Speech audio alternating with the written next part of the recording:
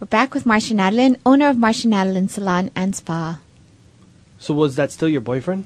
He was my boyfriend, and we just kind of reunited, and it was really great. We, got even closer than ever because we got away from our parents. We got away from all the things that kind of distract you. And then we eventually got married, and he is now my business partner. So at what point did you decide, because you were working at another salon, that was Susan Thomas Salon. I actually wasn't working there. It was a salon in Kahala Mall that I eventually took over.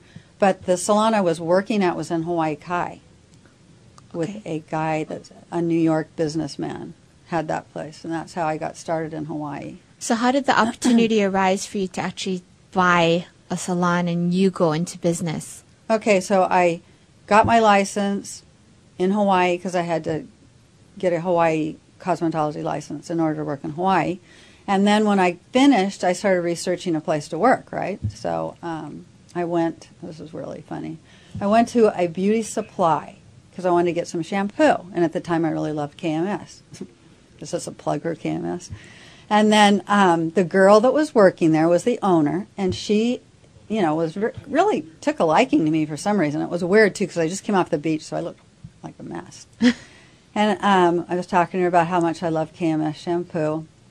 And she said, well, are you working yet? Do you have your license? And I said, I just got my license, and I'm looking for a job. And she said, oh, there's this guy, this New York guy that's just opening a salon in Hawaii Kai.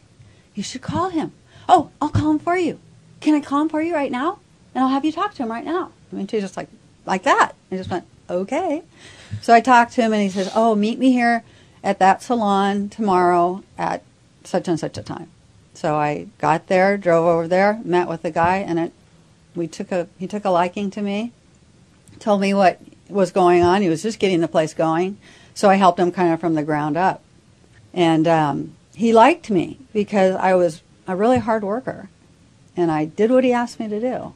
And I didn't ask questions. I just did it, and followed through. And so that gave me more opportunities with him because he needed somebody to work with to, take care of some of these things. Especially he didn't really do hair. He called himself a colorist, but he was mostly a business person. So I started as an assistant. He had another partner that was there. So I worked as an assistant. Then I started doing the hairstyling, and then he put me in a manager position, and then he let me earn ownership just by working. So the more I work, the more I get a percentage of the business. So it worked out good. And then how'd you end up with your own salon? So after that, he years down the road, he sold the business. I got my percentage. I took my percentage and I actually put it towards a townhouse. And then worked for the new owners I was there for like 14 years. But I always knew I wanted to have my own shop eventually. So that was always your goal from when you got into beauty school and knowing that this is something you probably really not love? From beauty school, but probably from after working with this guy for 5 years, I think it was. Because I saw things that he did that I really thought were great, and I saw things that he did that I didn't think were so great. And I knew I would do it totally differently. But, it wasn't my place, so I kind of had to go along with his program. So how did it happen where you were able to buy your own spa?